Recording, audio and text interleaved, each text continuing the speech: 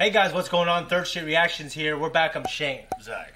Back here with Attack on Titan, Season 2, Episode 7. Alright, so there was a revelation at the end of the last episode. Yeah, Reiner he's the Colossal Titan. I'm the Armored Titan. Yeah. Yeah. Just come with us.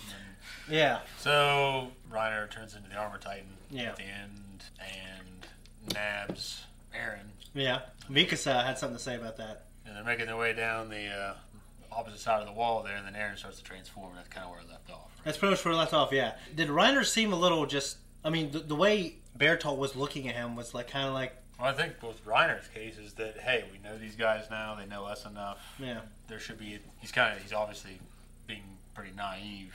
Yeah. He's saying, oh, well, it's just we can just work this out. It's a peaceful transition. You just come with us. No one else has to die. Yeah, he's being naive, but there's also, I think, something to say about... like he started to turn a little bit, like being. He's feeling he's going soft. You're native, and he's starting to feel. You're right. Him That's a great way to put it. He's going native.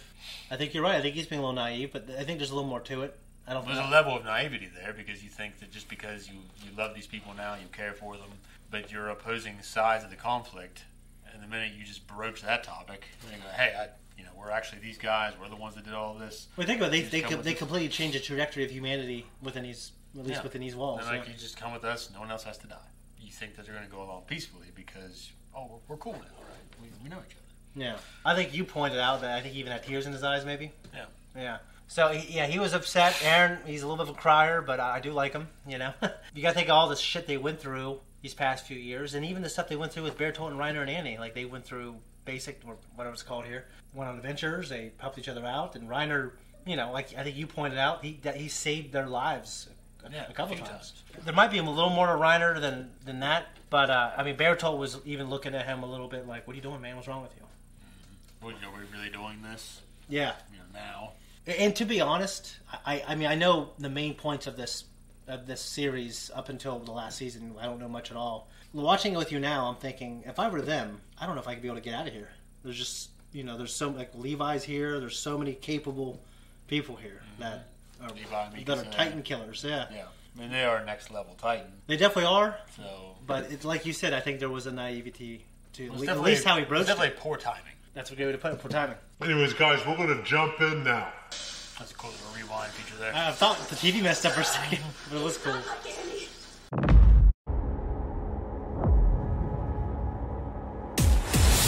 Dude, what'd you think of that? It was pretty tense. It was good. It was an intense one, yeah. It was.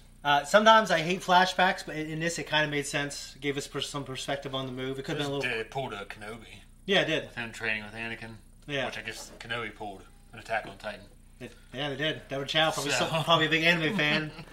Because her last name is Chow. I'm just kidding. I'm Asian, so I'm allowed to make those jokes. So. I'm not. But I am not. You came to me, though, when the camera's off. You did. Well, yeah, when the camera's off. Well, I can't do it here. They can't improve. Yeah, I know. No, I thought it was well animated. Like when the CG is there.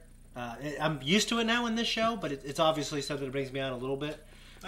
I think but it's drawn the well. high points of this show, because it definitely had me drawn in. Yeah.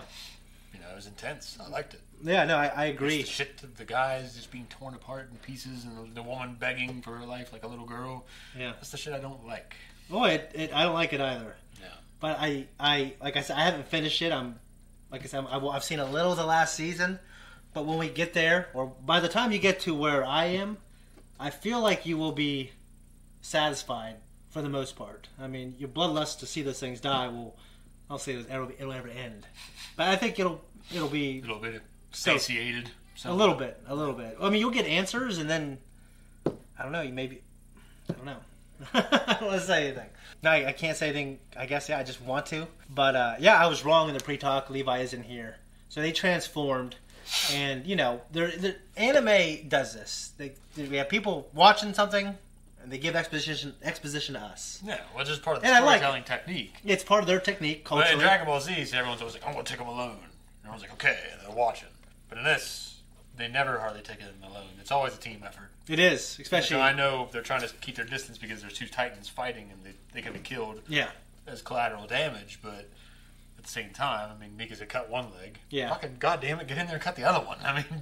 Yeah. To do something. Cut the elbow. Well, you're certainly right, because the way Hanji was talking, like, yeah, you could just have a bunch of guys rush them and try to cut those joints, and you lose. I mean, you lose people in this world. But it wouldn't have given us the big intense moment at the end. With, colossal type. Well, you nailed it right when you said it. I mean, he was calling for help, and Bertold was answering the call, and it was very disturbing to see that skull come down. I really like, just kind of a big sack. Just Yeah. falls off the wall. I really hated it. Yeah. So, do you have any theories about? Do you think Aaron will win this fight? Because I'll tell you right now, I don't remember. I know what happens at the end of the season. They literally, and they do this, so they could change in the next episode. But in this episode, in this instance, in this ending, it looked like he was probably a couple 100 feet above him, if that, maybe 100 feet. Yeah. 100, 200 feet above them at that point, and falling fast. Yeah. It doesn't look like he'd be able to get out of the way. You're probably right. But they could turn it around the next episode, and he'll see all this, and all this is happening at the same time, and all of a sudden he'll just shoot at it. Yeah. And then Bertolt will just land on Rhino.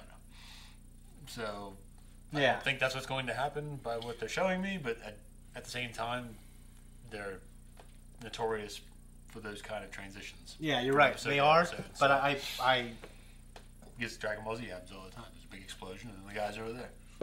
yeah. Oh, it was close. And sometimes you get Cell, and he's in pieces, or Nappa, and he's got his, But his when arm you is when all you know busted the up. when you know the story can bring him back, Yeah. you know.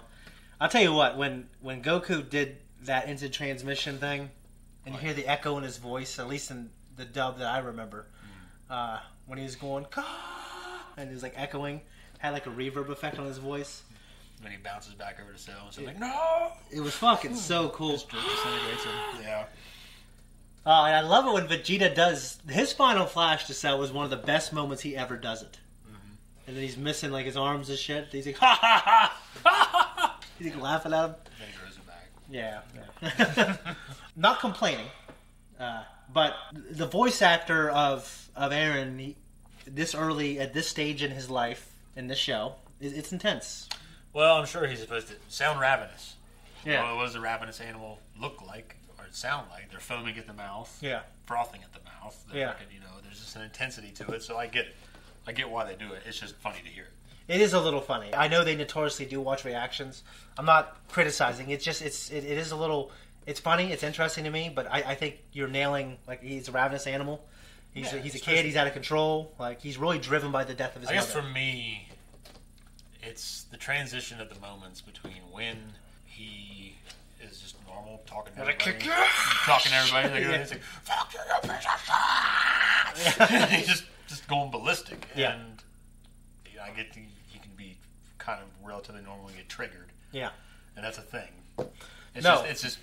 It's funny to hear the two extremes. It is. It's extreme, especially when you go back and listen to what he sounded like in season 1.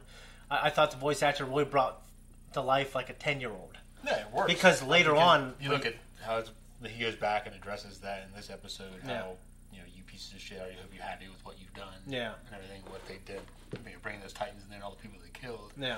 Well, one of the worst things I think that they did was like bring about the death of the people in that type of way. Oh yeah.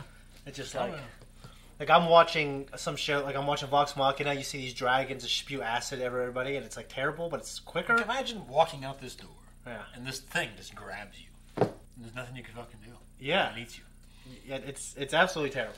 Horrible to think about. For some reason, I think being eaten by a snake to me is always more horrible to think about. Well, it'd be horrible to think about, and it's constricting you and breaking you up and softening you up for the.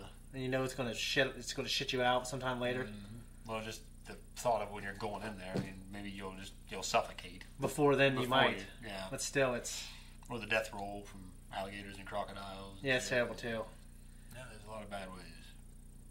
Just think of all the people. Tigers and bears and shit, how they maul you.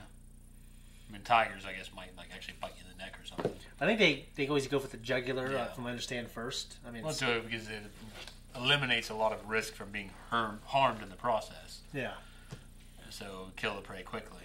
Anyways, I know we veered off there, but guys, that's it right here. Guys, thank you so much for watching this reaction. If you like us, you want to support us, well, you've been doing it for so long, and we're getting into the good stuff. I see you guys lighting up the comments. We certainly appreciate the higher engagement in these seasons. So thank you. Check us out on Patreon. Also, follow us on our social media right here.